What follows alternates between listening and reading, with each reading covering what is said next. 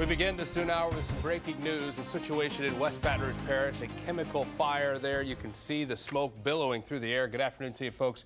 I'm Greg Merriweather. We have plenty of information to get to you right now, including some evacuations involved with that area. For that and the very latest, we want to turn now to our Lauren Westbrook, who is live on the scene there in Port Allen. Lauren, what can you tell us?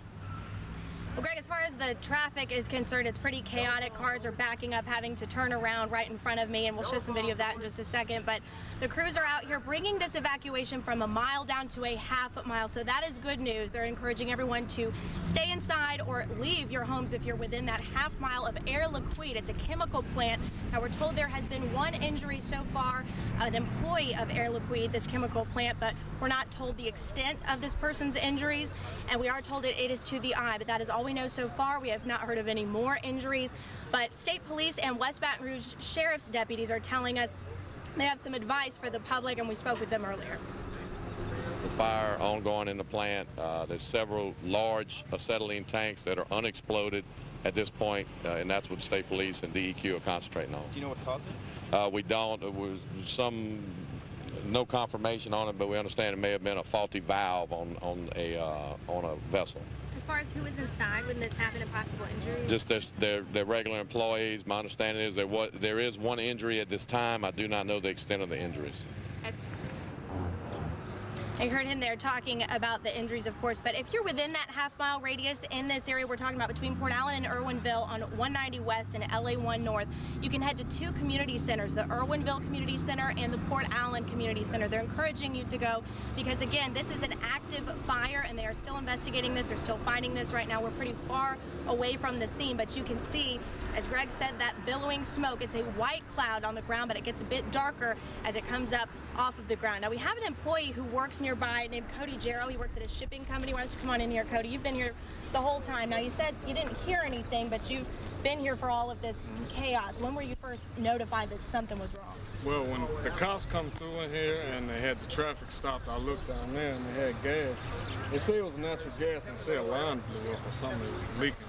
But they've told you you're okay right now? Yes, they told we're okay. They just evacuating a quarter of a mile this way.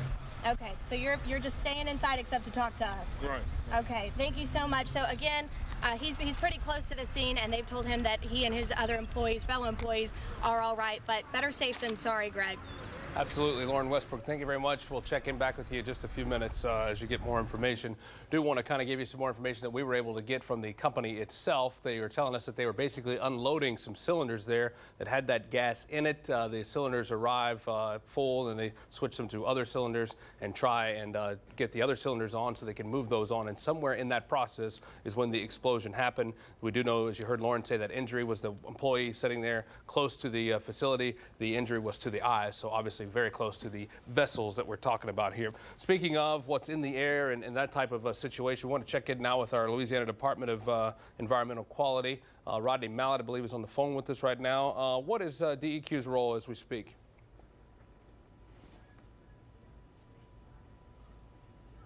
Okay, I think we've lost Mr. Mallett there from DEQ. Spoke with him a little bit earlier on. They're, of course, monitoring the scene. They'll eventually, state police is going to put an helicopter into the air to try and get over top of it and get a better sense of what exactly is going on. But as we continue to okay, we do have the DEQ official with us, Rodney Mallett. Sir, I was asking, what is DEQ's role in this? I'm sorry, I can't hear you now. Can you hear me, Rodney? This is Greg. Yeah, barely. What's up? Okay, well, I'm calling just to kind of get a sense of what DEQ's role is in this as we speak.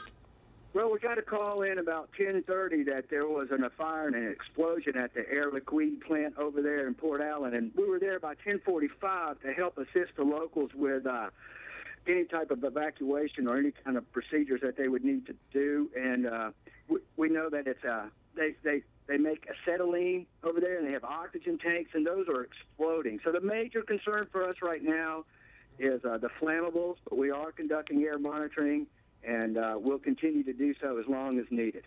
All right. Thank you very much, Louisiana Department of Environmental Quality. We'll check back with you guys a little bit later today as well to figure out what's going on there.